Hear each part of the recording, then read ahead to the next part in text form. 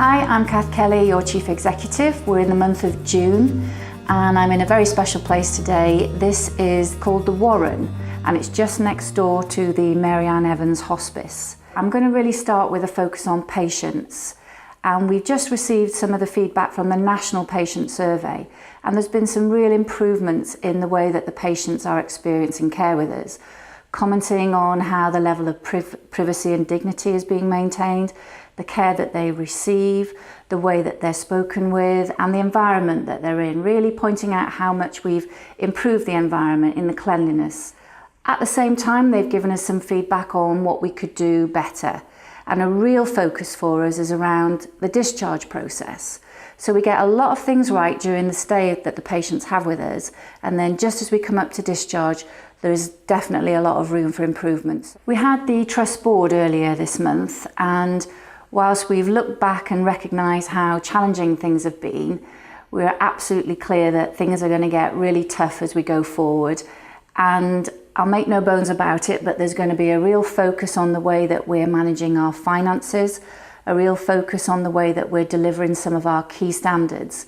And this is so important for our reputation that we can demonstrate grip and control. So as we're in the start of June, there's been some new things happening. I'd first like to say that we've got 2 non-executive directors that have joined us.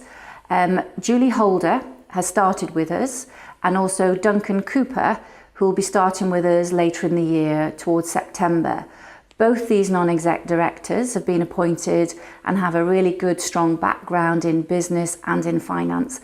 And I know that they're delighted to be part of the George Eliot team here, so we welcome both of them. Also in June, we've seen the expansion of the Urgent Care Centre at the front of the George Eliot A&E department. And this is really important, and this is about us taking on more responsibility. You'll be aware that the Camp Hill walk-in centre element has shut, and now we're able to offer this on the George Eliot campus for our community, for our patient population, and this is good news. And on a final note, it's the summertime period now, and I hope some of you are getting away on holiday or just spending time with family and friends. Just really enjoy a well-deserved break, because I'm so grateful, as is the board, for everything that you've done to support the George Eliot Hospital, and I look forward to seeing you all when you get back.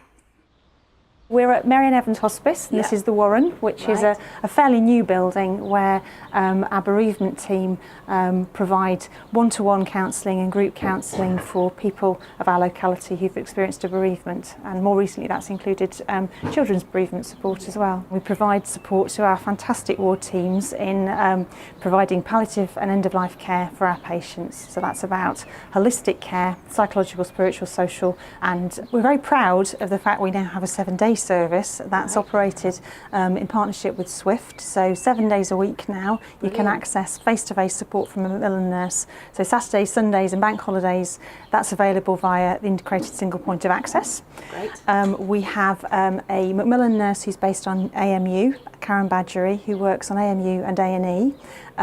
That's been funded by Macmillan for 3 years. It's a pilot project. It's quite an innovative thing that we're doing, and we're already recognising that we're seeing patients earlier, sooner in the diagnosis. We're helping to facilitate better care, and we're really providing great support to AMU staff. So that's been something that we're really excited about and really proud of. But we're always forging forward, and we've got lots of ideas for the future. And we're really proud of you too. Thank you, Julia. Thank you. So I've been here for 2 years now, and my role was a new role, and it involves going to the wards to see patients who are deteriorating and approaching the end of their life, and actually providing hands-on care with the staff nurses and sometimes the medical team to get the best care for the patient. And that involves doing on-the-ward teaching as well as classroom teaching, because we need to make sure that we're up to date with all the paperwork that goes with all of that too. Yeah. And to do that, we have got the individual plan of care for the dying person, and that's a care plan. We've got the Amber Care bundle, and that recognises the deteriorating patient. And this is really valuable actually, that they're filled in appropriately, because we can audit our good work and how we are supporting the team and the wider organisation.